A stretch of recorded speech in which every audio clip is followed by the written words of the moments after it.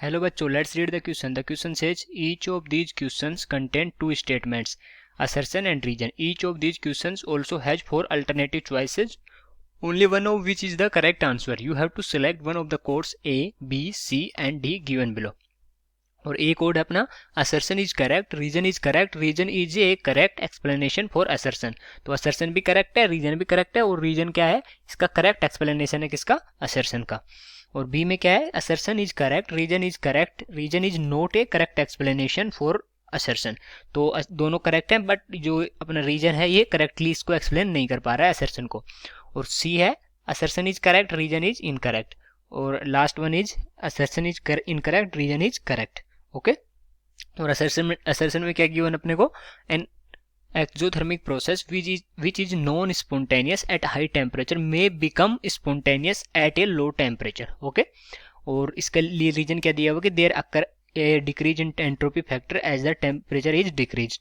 तो इसमें बोला कि एक्सोथर्मिक रिएक्शन है वो नॉन स्पॉन्टेनियस होती है किस पे, हाई टेम्परेचर पे, और ये स्पॉन्टेनियस बन जाती है किस पे, लो टेम्परेचर पे. और इसके लिए अपने को रीजन गया कि एंट्रोपी फैक्टर की में डिक्रीज की वजह से ये जो एक्सोथर्मिक रिएक्शन है ये स्पॉन्टेनियस हो जाती है. ओके. तो देखते हैं इनमें से ये रीजन सही है या नहीं है, या असर्शन करेक्ट है या नहीं है. तो सबसे पहले क्या करेंगे, इस क्वेश्चन का लिखेंगे अपन की कॉन्सेप्ट.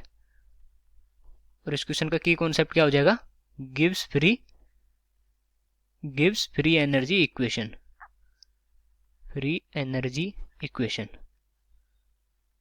ओके. ये हो जाएगा इस क्वेश्चन का की कॉन्सेप्ट. तो अब देखते हैं कि गिब्स फ्री एनर्जी इक्वेशन होती क्या है. वो होती है delta G is equal to delta H minus T delta S. यहाँ पर जो डेल्टा एस है वो एंट्रोपी है, ये गिब्स फ्री एनर्जी चेंज है, और ये डेल्टा एच है एंथैल्पी चेंज. ओके. तो यहाँ अगर देखें तो जो रिएक्शन कौन सी गिवन है अपने को, एक्सोथर्मिक. और एक्सोथर्मिक रिएक्शन में क्या होता है, डेल्टा एच क्या होता है, डेल्टा एच नेगेटिव होता है, क्योंकि एक्सोथर्मिक रिएक्शन में क्या होता है, हीट रिलीज होती है, और हीट रिलीज होती है तो डेल्टा एच क्या हो जाएगा, नेगेटिव. ओके. और जो डेल्टा एस है एंट्रोपी चेंज, वो भी क्या होता है इसमें, नेगेटिव होता है, अगर बात करें तो एक्सोथर्मिक रिएक्शन की.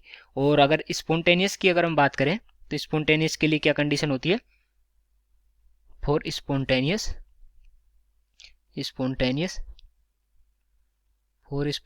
रिएक्शन क्या होगा, जो डेल्टा जी होगा वो क्या होना चाहिए, लेस देन जीरो, मतलब नेगेटिव होना चाहिए. ओके. अगर डेल्टा जी नेगेटिव होगा तो रिएक्शन क्या हो जाएगी, स्पॉन्टेनियस हो जाएगी. तो यहाँ देखते हैं कि जो डेल्टा जी अगर है नेगेटिव तो रिएक्शन क्या होगी, स्पॉन्टेनियस.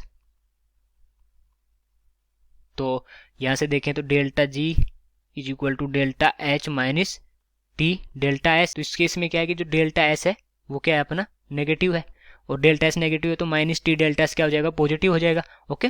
तो अपने को अगर डेल्टा एच जो नेगेटिव है, डेल्टा एच जो नेगेटिव है उसको उसकी जो डोमिनेंस रखनी है, तो डेल्टा जी को नेगेटिव करना है. डेल्टा जी को अगर नेगेटिव करना है तो उसके लिए क्या करना पड़ेगा, टेम्परेचर को लो रखना पड़ेगा.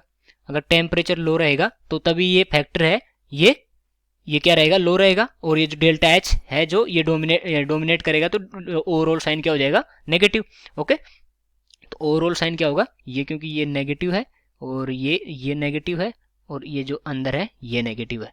तो अगर ये जो टेम्परेचर है ये लो रहेगा तो ये साइन है नेगेटिव का, ये डोमिनेट करेगा, क्योंकि ये ओवरऑल क्या हो जाएगा, ये मिला के पॉजिटिव हो जाएगा. ओके. और अगर हाई टेम्परेचर करते हैं अपन, हाई टेम्परेचर, तो जो पॉजिटिव वाला फैक्टर है माइनस टी डेल्टा एस, ये क्या हो जाएगा, ये ज़्यादा हो जाएगा. पॉजिटिव फैक्टर है जो पॉजिटिव फैक्टर है ये क्या करेगा, ये डोमिनेट करेगा, डोमिनेट. ओके. अगर ये डोमिनेट करेगा तो क्या होगी, जो रिएक्शन होगी उसकी डेल्टा जी क्या हो जाएगी, डेल्टा जी हो जाएगी ग्रेटर देन जीरो. और ग्रेटर देन जीरो है तो ये क्या रिएक्शन क्या हो जाएगी, नॉन स्पॉन्टेनियस. तो ऑप्शंस देखते हैं. तो असर्शन में क्या है कि N exothermic process which is non spontaneous at high temperature may become spontaneous at low temperature. तो अभी अपन ने देखा कि जो हाई टेम्परेचर पे क्या था, हाई टेम्परेचर पे नॉन स्पॉन्टेनियस है. ओके. और लो टेम्परेचर पे क्या है, स्पॉन्टेनियस है, स्पॉन्टेनियस. तो ये क्या हो गया, करेक्ट हो गया, करेक्ट स्टेट असर्शन है। तो रीजन क्या दे रखा है यहाँ पर, दीज अकर से decrease in entropy factor as the temperature is decrease. तो ये एंट्रोपी फैक्टर की वजह से नहीं, टेम्परेचर फैक्टर की वजह से हो रहा है। तो एंट्रोपी फैक्टर में डिक्रीज तो होगा, टेम्परेचर डिक्रीज करेंगे तब, क्योंकि इसमें जो रैंडमनेस है, रैंडमनेस डिक्रीज होगी अगर टेम्परेचर डिक्रीज करेंगे। तो रैंडमनेस डिक्रीज होगी तो जो एंट्रोपी है वो उसमें भी डिक्रीज होगा, पर ये वेरी वेरी लेस होता है, वेरी वेरी लेस। ओके, यहाँ पे मेन रोल किसका है, मेन रोल है टेम्परेचर का। ओके, तो अभी देखा आपने टेम्परेचर को लो करने से ही ये रिएक्शन क्या बन रही है, स्पॉन्टेनियस बन रही है। तो एंट्रोपी में चेंज तो हो रहा है, मतलब डिक्रीज तो हो रही है, पर इसमें इसको स्पॉन्टेनियस बनाने में इसका रोल नहीं है, टेम्परेचर का रोल है। ओके, तो रीजन क्या हो गया, रीजन यहाँ से करेक्ट हो गया, ठीक है। बट ये करेक्ट एक्सप्लेनेशन नहीं है असर्शन का। करेक्ट एक्सप्लेनेशन क्या होता अगर ये लिखता कि टेम्परेचर में डिक्रीज होने की वजह से स्पॉन्टेनियस से ये रिएक्शन हो रही है, ठीक है। तो अगर कौन सा ऑप्शन करेक्ट हो जाएगा यहाँ से देखें तो, कि जो assertion is correct, reason is correct, reason is not a correct explanation for assertion. तो बी ऑप्शन यहाँ से करेक्ट ऑप्शन हो जाएगा। So I hope you understood it well, best of luck.